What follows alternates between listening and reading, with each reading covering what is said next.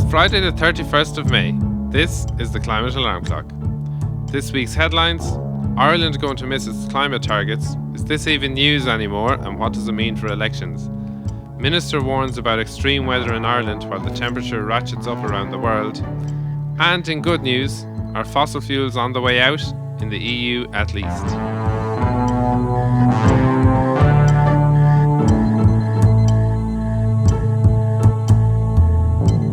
Hello and welcome to the Climate Alarm Clock, your Irish climate news podcast.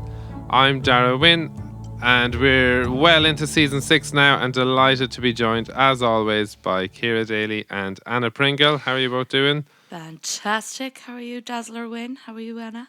I'm all good, thank you, Ciara. Go on, Darragh, tell us about you. What are your problems? What are your dreams? What are your hopes? Well, I don't know if you've heard about this climate change thing, but I'm a little bit I know worried Ciara's about really it. looking forward to hearing this today. Yeah, so I feel like a lot of the news stories we're going to be chatting about today, we've already chatted about numerous times before, which is maybe we're talking about in and of itself. But before we do that, a reminder that if you want to support the work that we do, you can do that on buymeacoffee.com/the climate alarm. And we had some comments in there this week, Anna. Delighted to hear from Kevin, one of our biggest fans, who bought us another coffee. Thanks, Kevin, and said thank you for taking the time to tease out the elections last week. So got a lot of good responses actually to that episode, and even some people on Twitter who signed up for the email actions that we called out last week and took some action as a result of it. So it's great to see people taking action as a result of the podcast. That's the whole point, right? Yeah, absolutely. Yeah, it is definitely great to see, and we'll flag those actions again at the end of the podcast. So with that, let's get into our stories. And our first story is that Ireland is missing its emissions targets again. And I feel that we've covered this story maybe 3 or 4 times now in the course of this podcast. This is the annual update from the EPA, where they're showing Ireland's 2023 to 2050 emissions projections. And what they have said is that Ireland isn't going to reach its climate targets. So Ireland aims to reduce emissions by 51%, by over half, by 2030. So that's based on 2018 levels. And they found that rather than this 51%, Ireland would only achieve a maximum of 29%, and that would be if all the plans and policies in the Climate Action Plan were fully implemented and delivered the projected carbon savings. So it's a 29% is kind of the best case scenario. So they're telling us we need to pull up our socks. Absolutely, yeah. So they said if we don't introduce any new policies and just stick with what we have and stick with the measures that we have, we'd only achieve a 9% reduction by 2030. No, 11%. So with the implemented existing measures, it's projected to be 11%. But the key word there is implemented. So they all have to be implemented. Yeah. So these guys, if I remember correctly, these are the body, they are responsible for the protection of the environment. So essentially they'd be looking at what's the quality of our air, what's the quality of our waters, how protected or how safe are our natural resources. So like what are the areas of society that they're saying need to do most of the heavy lifting to get us back on track? So the Environmental Protection Agency does everything you just described, Ciara, but what they also do is they've got very technical, detailed reporting on emissions, and they work with Sustainable Energy Ireland, all sorts of agencies to pull all this. Pulling all this data together is like it's done EU-wide, and they report into the EU on it, so it's very, very technical. So it's just worth mentioning that there's a lot of technical data going into this. They break down, our targets are broken down by sector. So, for example, our old friend agriculture, transport, electricity generation, land use, industry, etc. So I think essentially every sector is not going to almost all sectors are going to exceed their targets. So in the latest report, agriculture, electricity, industry and transport are all going to exceed their targets at various different percentages, but none of them are in line to hit targets. I think the only ones that are residential buildings, which are closer to the target. Okay. So give me those again. What were those sectors that you said? Agriculture, electricity, industry and transport.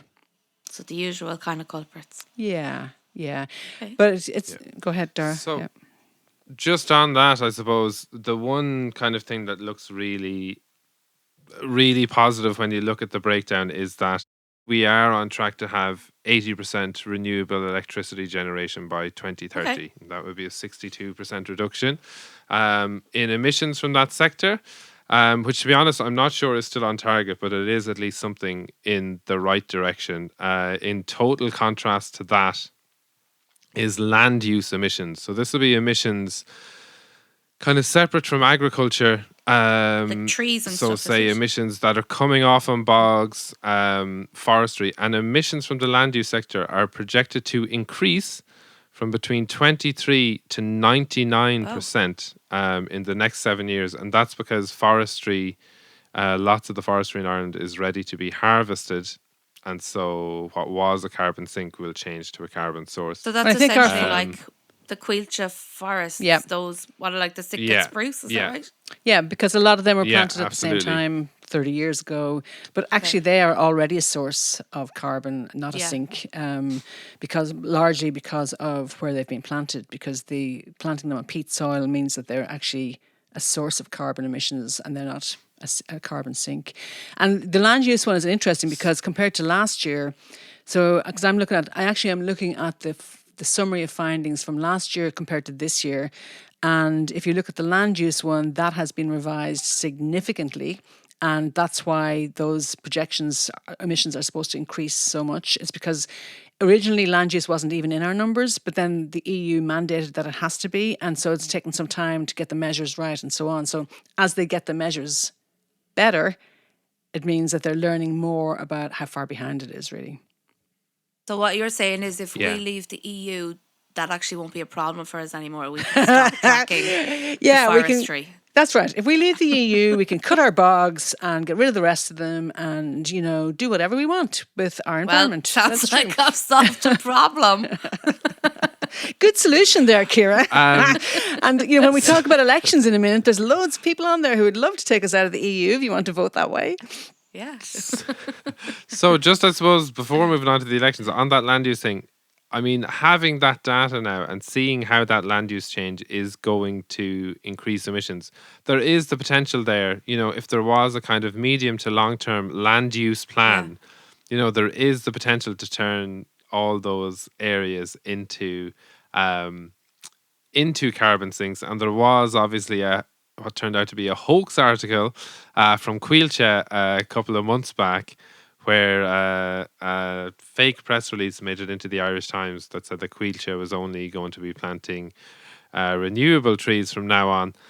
And even though that was a hoax, that is the kind of story and direction that we need to be seeing. Look at you. You're just trying to fill this country full of bloody nature and trees and birds. And where will it all end? Bloody roads. It's the war against cars. Stop the madness. But although slight improvement since last year, our carbon budgets. So a carbon budget is we are allowed to emit a certain amount of carbon during 2 5-year periods up to 2030.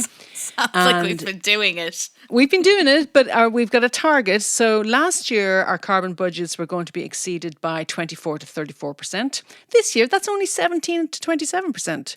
So, Brilliant. that's an improvement.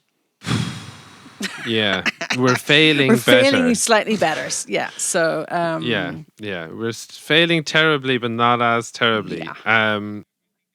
So after that announcement was made, the leader of the Social Democrats, Jennifer Whitmore, came out and said, We don't have the luxury of time to avoid a climate emergency. These latest results are the exact same as last year's projection, which begs the question, where exactly has Eamon Ryan been for the past 12 months? And People Before Profit TD Paul Murphy said that there's a gulf between the rhetoric of the Green Party and its actions in government. And Eamon Ryan basically responded by What have saying, you done for us well, lately? what have Yeah. they ever done? Yeah. What have they ever done? They haven't proposed anything. And I might as well keep going. The People Before Profit actually retorted and listed out a few different bills that they proposed that were voted down Among by others, the Greens. the government Yeah. and by the Green Party. Yeah. So one of the things was a ban on private jets. Which Eamon Ryan says, Eamon that's Ryan irrelevant. actually, It's not in our numbers. he said that wouldn't affect Irish climate targets because aviation isn't included, which is just like that was one thing actually that really quite annoyed me, because it doesn't matter where the emissions are coming Yeah. from. If you cut them down, they have an impact on the planet. They also had bills to ban all future extraction of oil and gas. They had a bill to prevent future data centres that was voted down.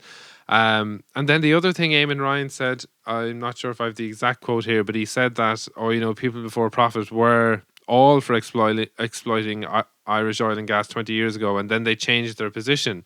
That's And a I good was thing. like, Yeah. good. We want Yeah. people to change their position based on evidence.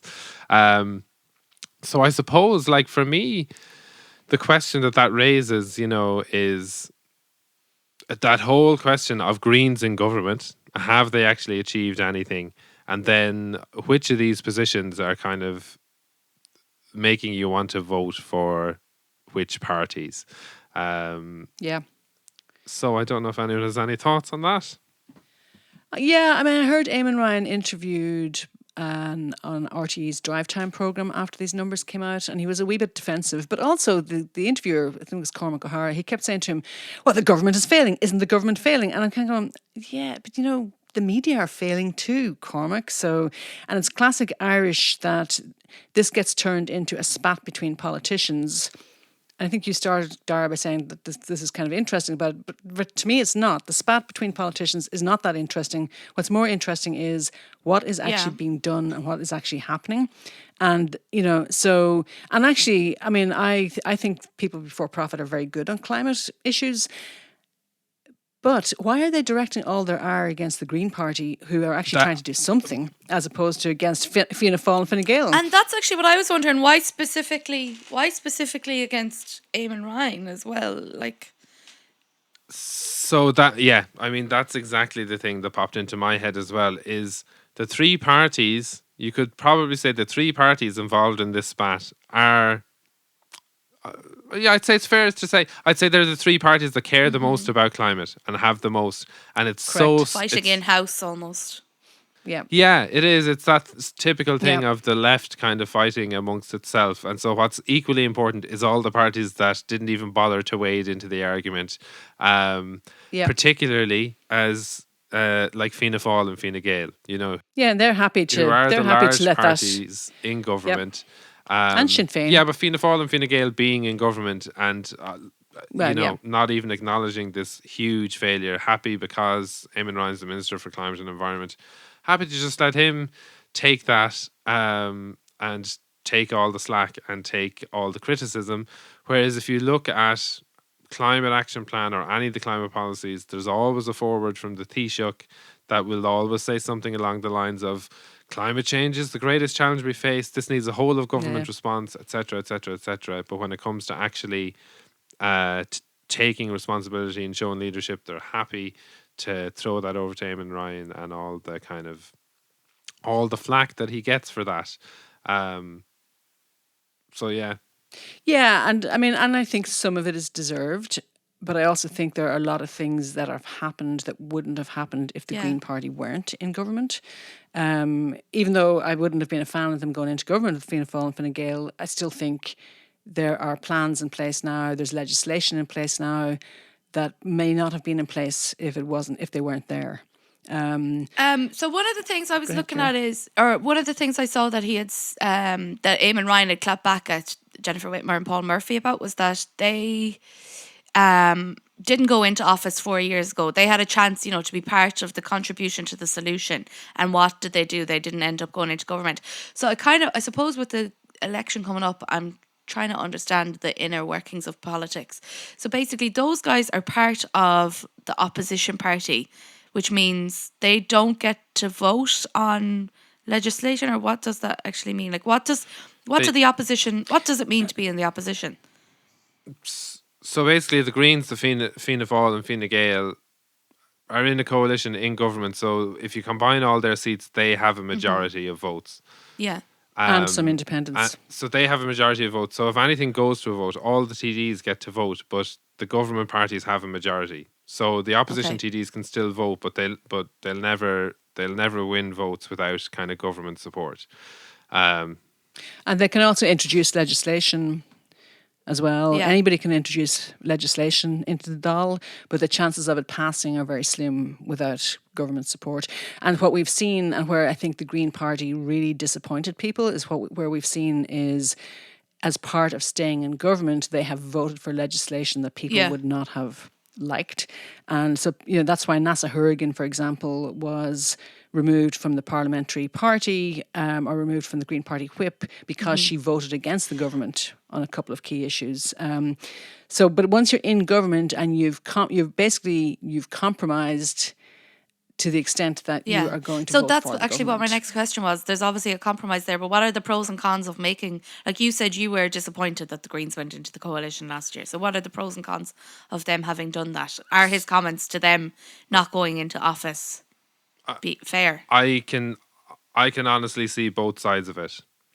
Like there is, like we said that the EPA projections were, terrible to slightly less terrible. If the Greens weren't in government, all of this would be so much worse. Like it objectively would. As Anna said, there are some bits of legislation that have come in, and there are little things you can point to, like public transport plans and new kind of rural bus routes and cycle lanes, and and a few different things even outside of direct environmental stuff. The universal basic income pilot for artists, that's Catherine Martin in the Greens.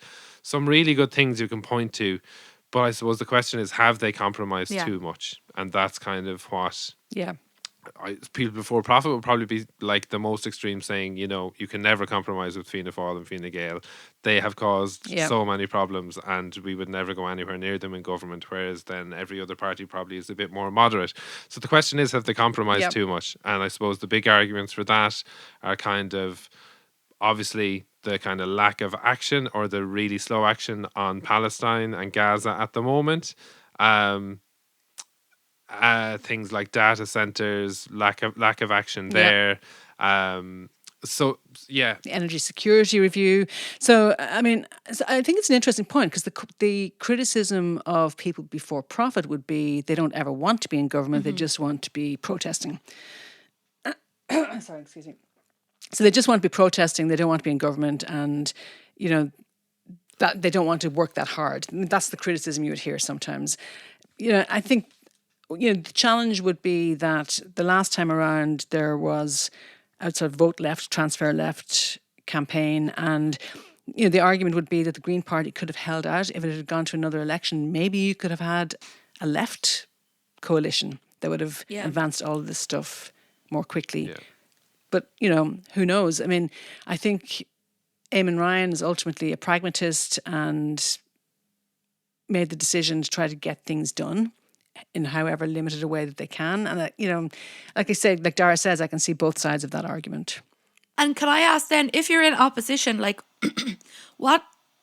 realistically, what kind of change or impact can you make? You can have a lot of influence. You can have influence on legislation. You can have influence on the debates that are going on. You can put a lot of pressure on the government.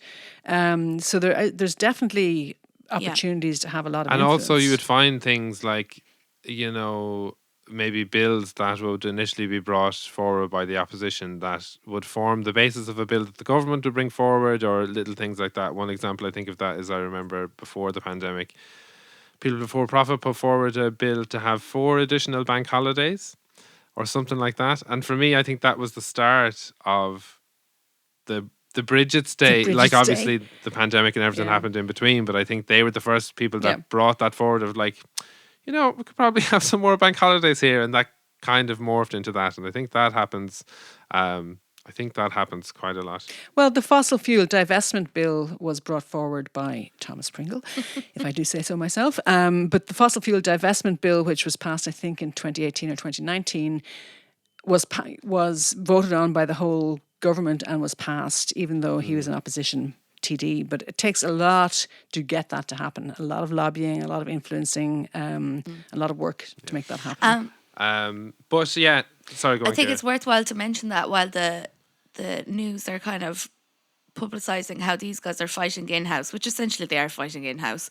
There was another piece from the Journal I saw that said Fine Gael and Fianna Fáil had sat out completely from a climate husting, which is basically just a meeting where candidates in the election come and speak to their voters.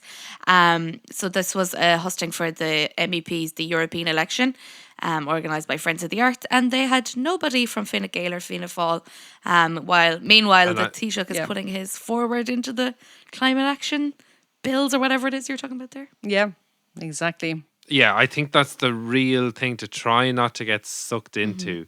That, if you are a Green voter and you are frustrated with the Greens and their kind of, the fact that they've sold out or whatever, hold Fianna Fáil and Fine Gael to account more than you hold the Greens to account. Yeah. And similarly, if you're a Green voter and you're, and you support the Green Party and you're frustrated at these criticisms by the Soc Dems and People Before Profit, they are the parties that care. So hold the parties who aren't doing anything and aren't saying Don't anything care. and don't Yeah. care. Hold them to account more, because we do need, personally, I would say they are probably the 3 greenest parties going. Yep. So whatever way you put them in order, I think, don't forget the parties that are totally sitting this out. I think the other thing to keep in mind too is that the government is working against itself in a lot of ways. I mean, so, for example, there are state bodies that are not supporting climate change or climate action. Just this morning, DAA announced a record year of revenues for DAA. The Dublin Airport operators, among other things, and they're trying to, get more passengers through Dublin Airport and so on. And they're a fully state-owned company. And the CEO actually said last week, I think, that they could achieve sustainability goals while growing more passengers. And that's because they're only measuring the emissions of the buildings in the airport. Yeah, just very misleading and disingenuous from Dublin Airport. Yeah.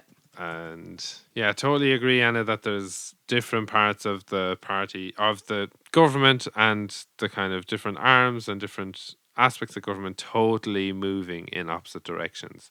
And that's definitely not the fault of the minister, of one minister. That's the fault of Taoiseach and leadership, and the cabinet. But also, Eamon Ryan has to look at himself as well, because another example is Gas Networks Ireland, who, again, 100% owned by the country, and they run an important piece of national infrastructure in our gas grid. But they are campaigning to connect more data centres directly to the gas grid. So data centres are using like up to 20% of our electricity, and there's a moratorium on connecting them to the electricity grid. So Gas Networks Ireland is going, let us connect them directly to the gas grid. So that's a challenge. And, we're also looking at bringing in LNG and floating LNG for gas storage. So, and guess who's doing the review of whether we should do that or not?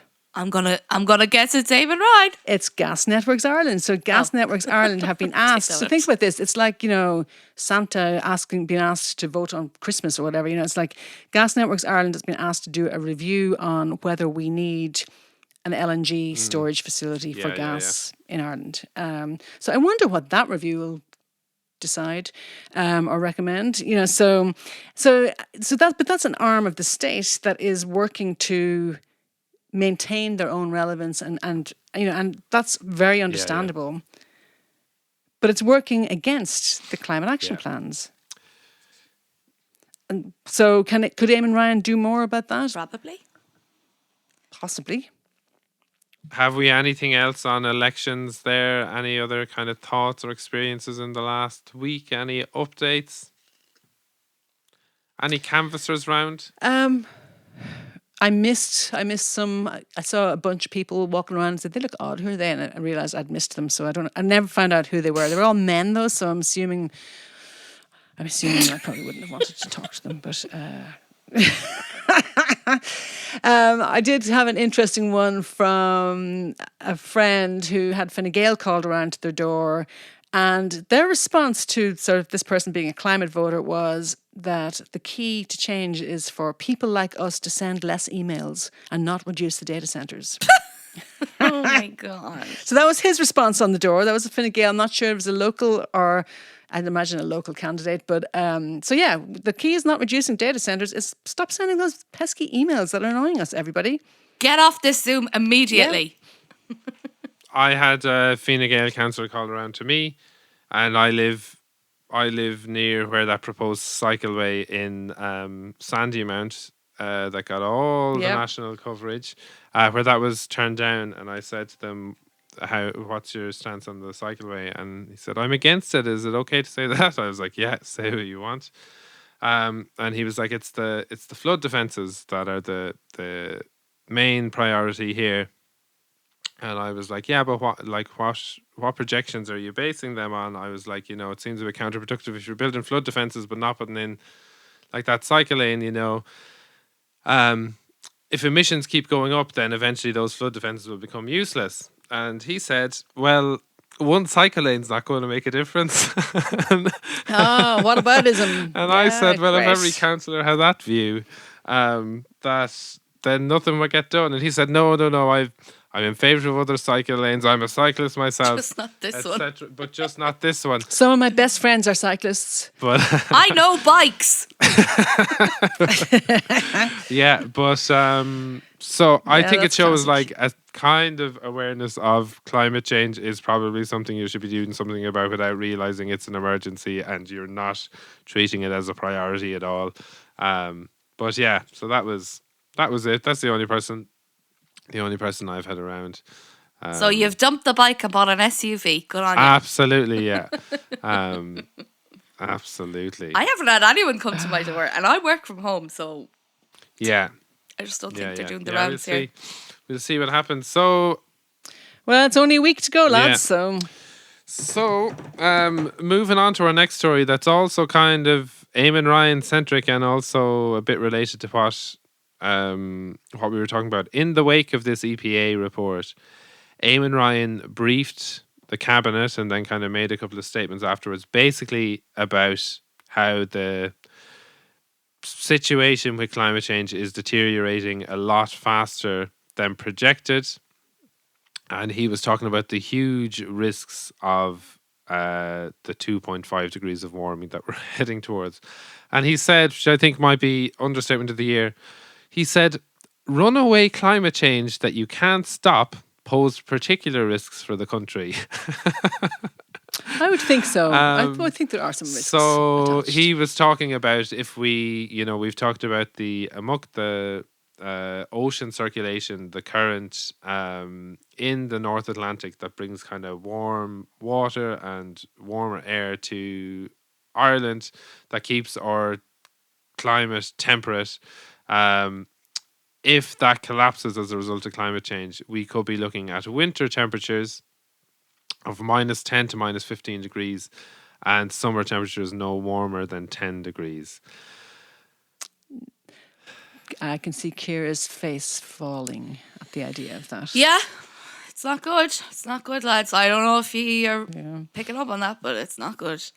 No, I was actually really thinking about this a lot this week because I was, we get the seasonal depression and like we just haven't had a flipping break from we've had like maybe 6 days of sunshine this year.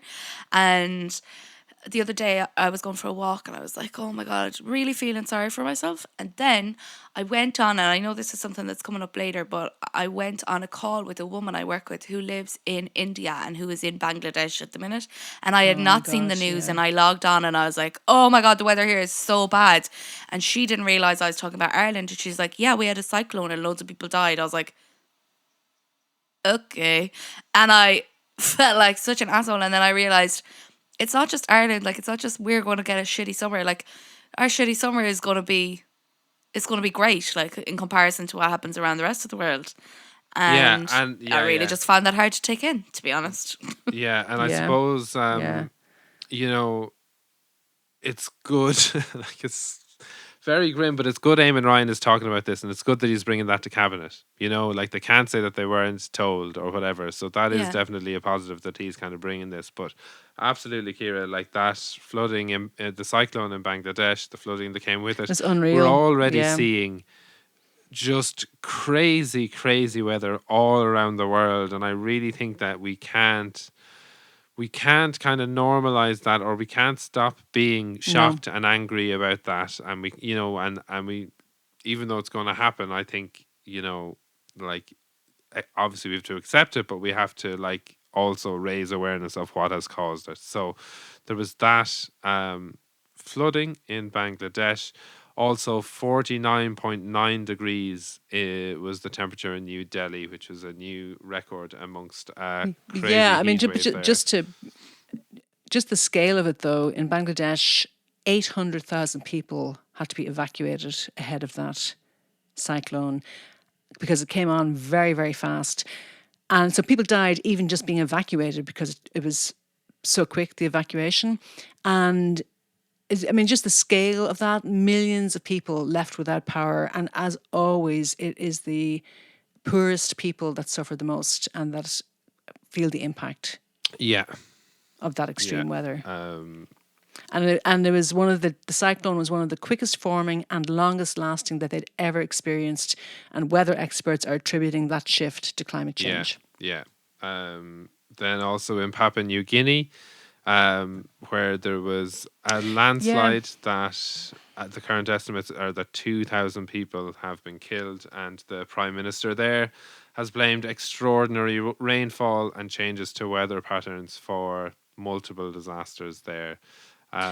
But also deforestation. So, Papua New Guinea has been exploited, deforestation. There's lots of issues that have potentially contributed to that, all of which are connected to climate. Yeah.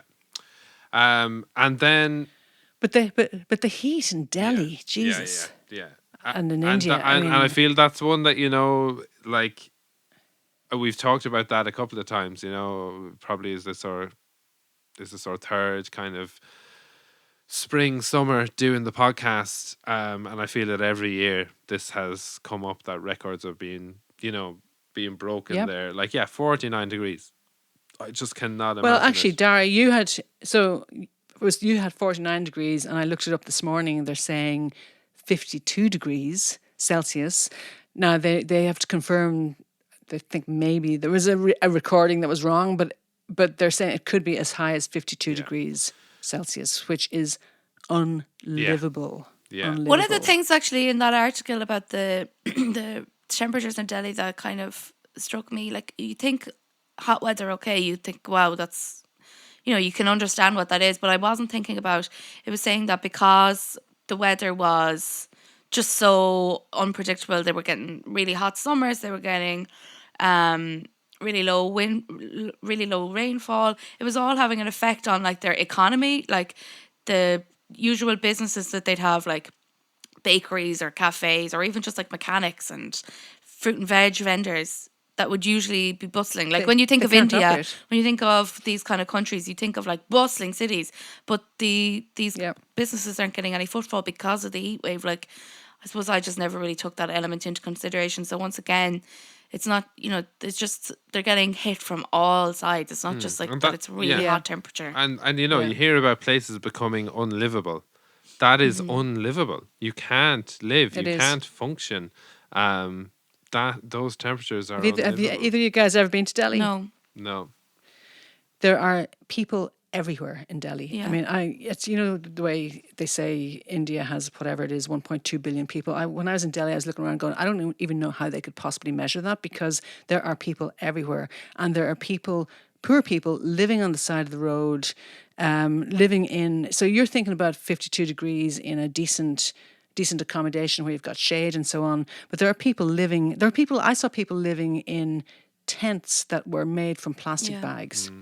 Like the tent was a plastic bag. Imagine being under that Yeah. That in heat, yeah. 40-something degree heat.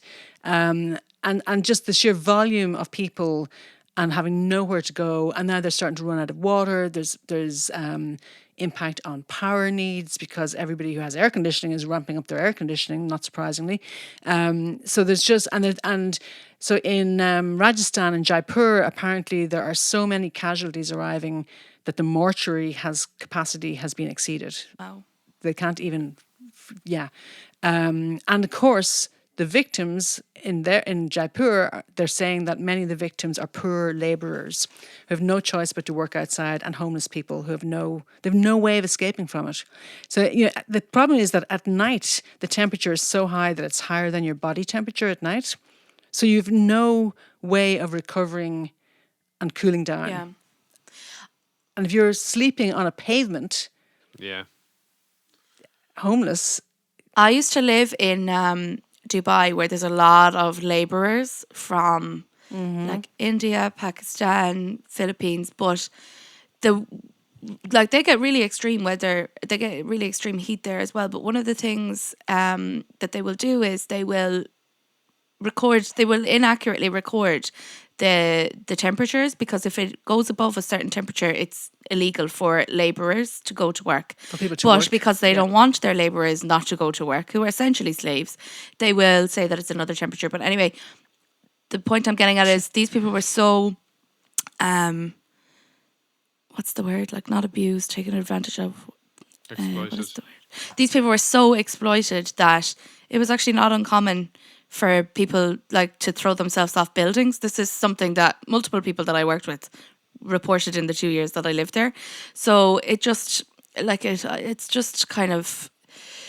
So it really put it in perspective when I sat down and kind of complained about the weather to the woman I work with. I just was like, oh my God, even with the devastating effects, and there are devastating effects that we will encounter here in Ireland, it still does not even,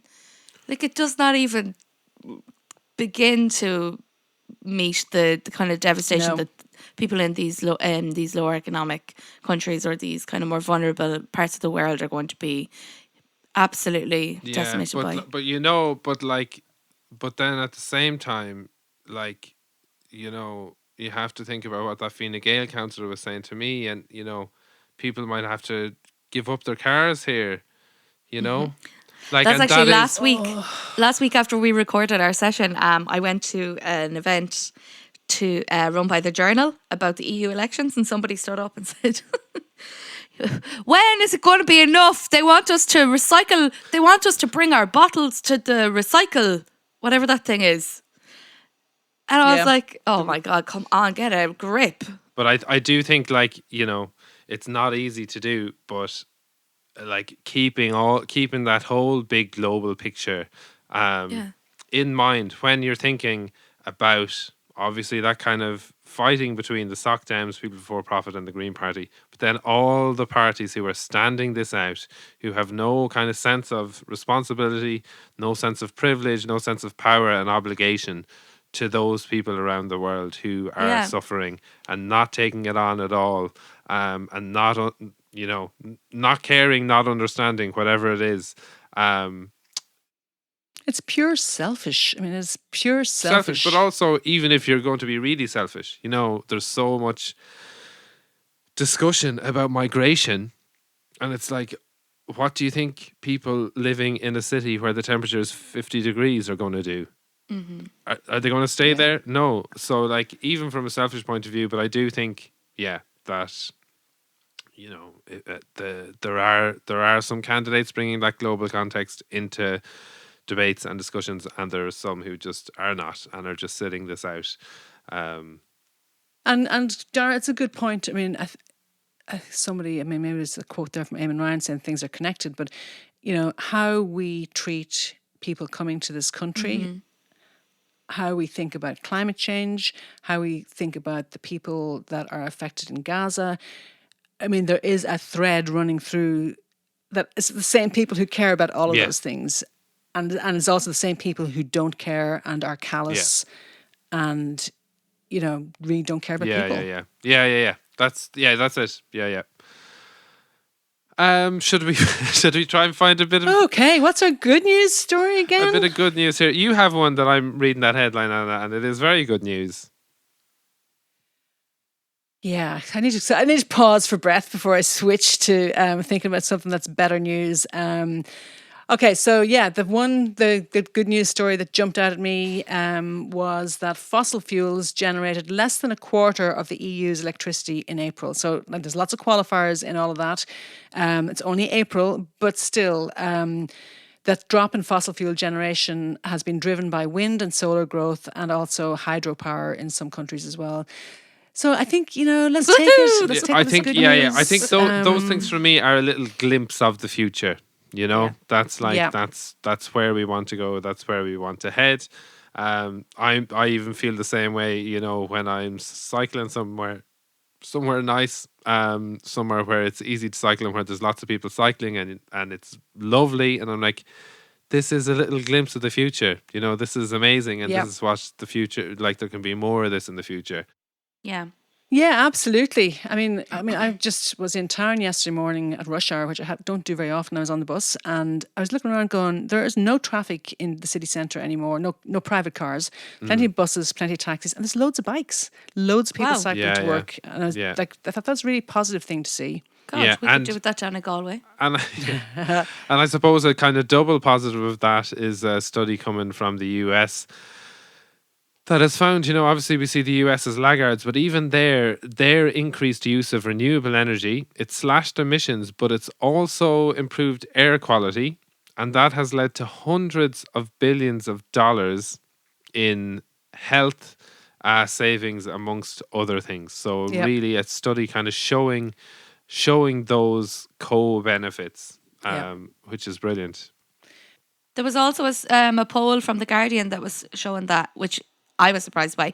The majority of voters who supported the litigation. Yeah, in the US, there was some US communities taking big oil to court, and there was a poll taken to see that the majority of voters who supported that litigation, almost half of them would back even more aggressive legal strategies towards filing criminal charges against kind of big oil companies and the likes, which I think is a glimmer of hope because looking at the US at the minute, you're like, they've all lost their minds. But well, maybe they haven't all lost their minds. It is, but then you also have to remember that the majority of US voters are also saying they're going to vote for Trump. So there is so many. Sorry, I know we're in the good news section. I shouldn't have mentioned that. But but my perspective of it, the elections there.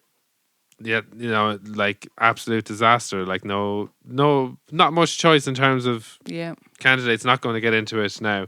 But on the other hand, probably the country that would be the most kind of corporate, most kind of pro big corporation, and the majority of people there are in favour of lawsuits being filed against big oil companies. Yeah, I'm taking my encouragement from the will being there. Because it can often feel like it isn't, but it is. Exactly. Yeah.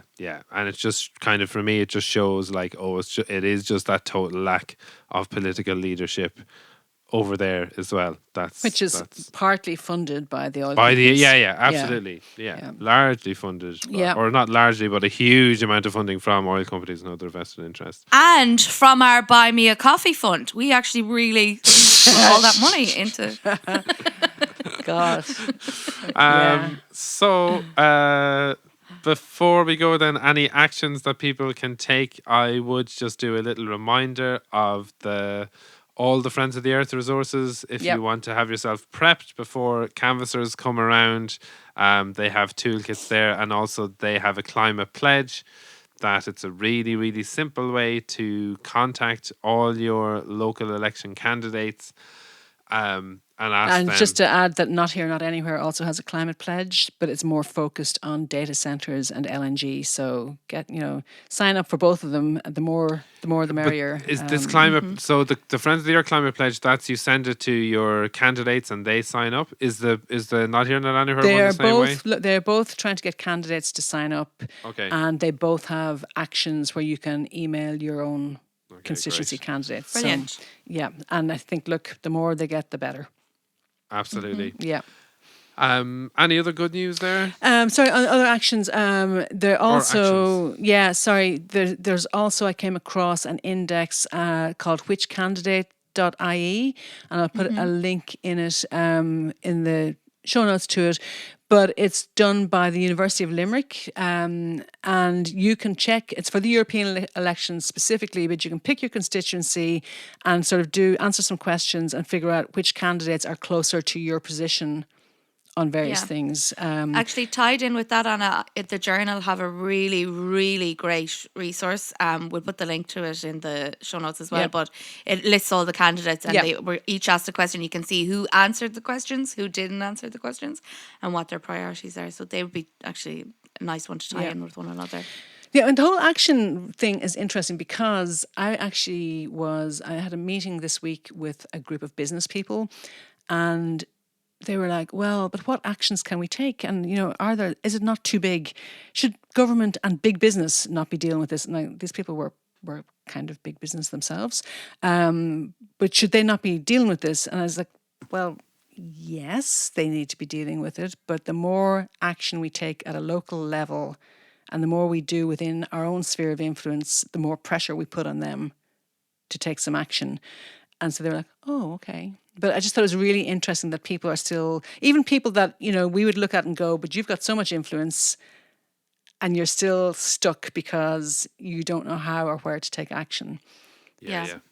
So I keep just saying any action is better than none, and, take any action within your own realm. Anything you can influence yourself, do it. Yeah. Even if it's something as simple as staying informed, which I want to give a shout out then to the Temperature Check newsletter that is written by Lauren Boland, who joined us, I think it was last year, for an episode. She is a journalist with The Journal, and she's just she's amazing. She's an award-winning journalist. I was at a talk that she was at that talk I was at last week, and she's just, the way she is able to articulate what is happening with such ease and such clarity, it's brilliant. So I highly recommend that because I just think she's great.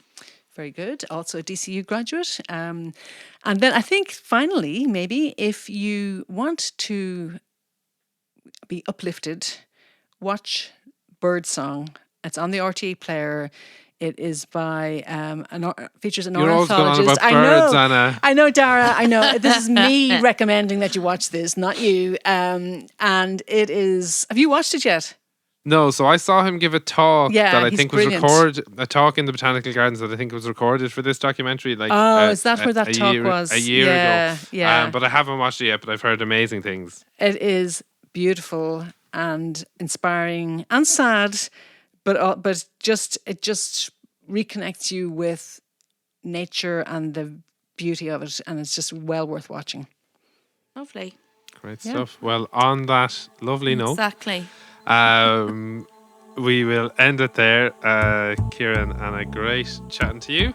A reminder that if you want to support the work we do, you can do that on the Climate Alarm you can do that on buymeacoffee.com/the Climate Alarm, and we'll be back next week. So that's it. Thanks a million. All right. Cheers. Good luck. Bye. Bye bye. Bye. See you then.